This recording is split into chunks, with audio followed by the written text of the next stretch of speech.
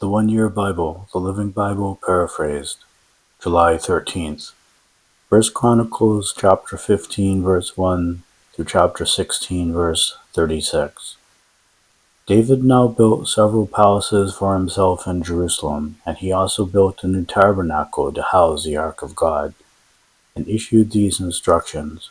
When we transfer the ark to its new home, no one except the Levites may carry it. God has chosen them for this purpose. They are to minister to him forever.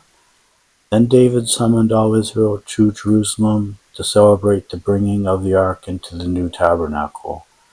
These were the priests and Levites present, 120 from the clan of Kohath with Uriel as their leader, 220 from the clan of Merari with Azariah as their leader, 130 from the clan of Gershom with Joel as their leader, 200 from the subclan of Elizaphan with Shemaiah as their leader, 80 from the subclan of Hebron with Eliel as their leader, 112 from the subclan of Aziel with Aminadab as their leader. Then David called for Zadok and Abiathar the high priest, and for the Levite leaders, Uriel, Azariah, Joel, Shemaiah, Eliel, and Aminadab. You are the leaders of the clans of the Levites, he told them. Now sanctify yourselves with all your brothers, so that you may bring the ark of Jehovah, the God of Israel, to the place I have prepared for it. The Lord destroyed us because we handled the matter improperly. You are not carrying it. So the priests and the Levites underwent the ceremonies of sanctification and preparation for bringing home the ark of Jehovah, the God of Israel. Then the Levites carried the ark on their shoulders with its carrying poles, just as the Lord had instructed Moses. King David also ordered the Levite leaders to organize the singers into an orchestra, and they played loudly and joyously upon psalteries, harps, and cymbals. Heman, son of Joel, Asaph, son of Berechiah, and Ethan, son of Cushaiah, from the clan of Merari, were the heads of the musicians. The following men were chosen as their assistants: Zechariah, Jaazaniel, Ramoth, Jehiel, Unai, Eliab, Ben-Aiah, Maaseiah, Mattathiah, Elihu, Mikneiah, Obed-Edom, and Jeiel, the doorkeepers. Heman, Asaph, and Ethan were chosen to sound the bronze cymbals, and Zechariah, Aziel, Ramoth, Jeiel, Unai, Eliab, Maaseiah, and Ben-Aiah comprised an octet accompanied by harps. Mattathiah, Elihu, Mikneiah, Obed-Edom, Jeiel, and Azariah were the harpists. The song leader was Chenaniah, the chief of the Levites, who was selected for his skill. Berechiah and Elkanah were guards for the ark. Shebaniah, Joshaphat, Nathaniel, Amasai, Zechariah, Benaniah, and Eleazar, all of whom were priests, formed a bugle corps to march at the head of the procession, and Obed-Edom and Jehiah guarded the ark. Then David and the elders of Israel and the high officers of the army went with great joy to the home of Obed-Edom to take the ark to Jerusalem. And because God didn't destroy the Levites who were carrying the ark, they sacrificed 7 bulls and 7 lambs. David, the Levites carrying the ark, the singers, and Chenaniah, the song leader, were all dressed in linen robes. David also wore a linen ephod. So the leaders of Israel took the ark to Jerusalem with shouts of joy and blowing of horns and trumpets, the crashing of cymbals and loud playing on harps and zithers. But as the ark arrived in Jerusalem, David's wife, Michal, the daughter of King Saul, felt a deep disgust for David as she watched from the window and saw him dancing like a madman. So they brought the ark of God into the special tent that David had prepared for it, and the leaders of Israel sacrificed burnt offerings and peace offerings before God. At the conclusion of these offerings, David blessed the people in the name of the Lord. Then he gave every person a present, men and women alike, a loaf of bread, some wine, and a cake of raisins.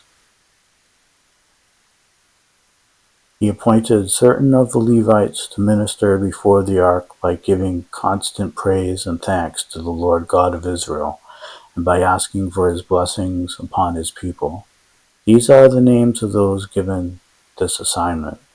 Asaph, leader of this detail, sounded the cymbals. His associates were Zechariah, Giel, Shem, Uramoth, Giel, Mattithiah, Eliab, Benaniah, Obed-Edom, and Giel. They played the harps and zithers. The priests Benaniah and Jaazal played their trumpets regularly before the ark. At that time David began the custom of using chorus in the tabernacle to sing thanksgiving to the Lord. Asaph was the director of this choral group of priests. "O give thanks to the Lord and pray to him," they sang. "Tell the peoples of the world about his mighty doings. Sing to him, yes, sing his praises, and tell of his marvelous works. Glory in his holy name, and let all rejoice who seek the Lord. Seek the Lord, yes, seek his strength, and seek his face untiringly. O descendants of his servant Abraham, O chosen sons of Jacob, remember his mighty miracles and his marvelous miracles and his authority. He is the Lord our God, his authority is seen throughout the earth. Remember his covenant forever, the words he commanded to 1,000 generations, his agreement with Abraham and his oath to Isaac and his confirmation to Jacob. He promised Israel with an everlasting promise, I will give you the land of Canaan as your inheritance. When Israel was few in number, oh so few, and merely strangers in the promised land, when they wandered from country to country, from one kingdom to another, God didn't let anyone harm them. Even kings were killed who sought to hurt them. Don't harm my chosen people, he declared. These are my prophets, touch them not. Sing to the Lord, O earth, declare each day that he is the one who saves. Show his glory to the nations, tell everyone about his miracles. For the Lord is great and should be highly praised. He is to be held in awe above all gods. The other so-called gods are demons, but the Lord made the heavens. Majesty and honor march before him, strength and gladness walk beside him. O people of all nations of the earth, ascribe great strength and glory to his name. Yes, ascribe to the Lord the glory due his name. Bring an offering and come before him. Worship the Lord when clothed with holiness. Tremble before him, all the earth. The world stands unmoved. Let the heavens be glad and the earth rejoice. Let all the nations say, it is the Lord who reigns. Let the vast seas roar. Let the countryside and everything in it rejoice. Let the trees and the woods sing for joy before the Lord, for he comes to judge the earth. O give thanks to the Lord, for he is good. His love and his kindness go on forever. Cry out to him, O save us, God of our salvation. Bring us safely back from among the nations. Then we will thank your holy name and triumph in your praise. Blessed be Jehovah, God of Israel, forever and forevermore. And all the people shouted Amen and praised the Lord. Romans chapter 1 verses 18 through 32. But God shows his anger from heaven against all sinful evil men who push away the truth from them. For the truth about God is known to them instinctively. God has put his knowledge in their hearts. Since earliest times men have seen the earth and sky and all God made, and have known of his existence and great eternal power, so they will have no excuse when they stand before God at Judgment Day. Yes, they knew about him all right, but they wouldn't admit it or worship him or even thank him for all his daily care. And after a while they began to think up silly ideas of what God was like and what he wanted them to do. The result was that their foolish minds became dark and confused. Claiming themselves to be wise without God, they became utter fools instead. And then instead of worshipping the glorious ever-living God, they took wood and stone and made idols for themselves, carving them to look like mere birds and animals and snakes and puny men. So God let them go ahead into every sort of sex sin and do whatever they wanted to. Yes, vile and sinful things with each other's bodies. Instead of believing what they knew was the truth about God, they deliberately chose to believe lies. So they prayed to the things God made, but wouldn't obey the blessed God who made these things. That is why God let go of them and let them do all these evil things, so that even their women turned against God's natural plan for them and indulged in sex sin with each other. And the men, instead of having normal sex relations with women, burned with lust for each other, men doing shameful things with other men, and, as a result, getting paid within their own souls with the penalty they so richly deserved. So it was that when they gave God up and would not even acknowledge him, God gave them up to doing everything their evil minds could think of. Their lives became full of every kind of wickedness and sin, of greed and hate, envy, murder, fightings, lying, bitterness, and gossip. They were backbiters, haters of God, insolent, proud, braggarts, always thinking of new ways of sinning and continually being disobedient to their parents. They tried to misunderstand, they tried to misunderstand, broke their promises, and were heartless without pity.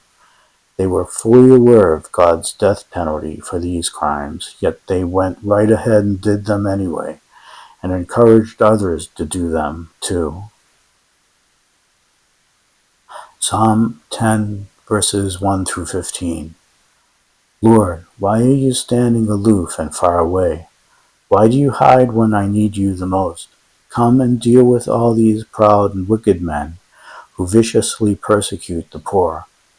Pour upon these men the evil they plan for others. For these men brag of all their evil lust. They revile God and congratulate those the Lord abhors, whose only goal in life is money. These wicked men, so proud and haughty, seem to think that God is dead. They wouldn't think of looking for him. Yet there is success in everything they do, and their enemies fall before them. They do not see your punishment awaiting them. They boast that neither God nor man can ever keep them down. Somehow they'll find a way. Their mouths are full of profanity and lies and fraud. They are always boasting of their evil plans. They lurk in dark alleys of the city and murder passers by. Like lions, they crouch silently, waiting to pounce upon the poor. Like hunters, they catch their victims in their traps. The unfortunate are overwhelmed by their superior strength and fall beneath their blows. God isn't watching, they say to themselves. You'll never know. O Lord, arise. O God, crush them. Don't forget the poor or anyone else in need.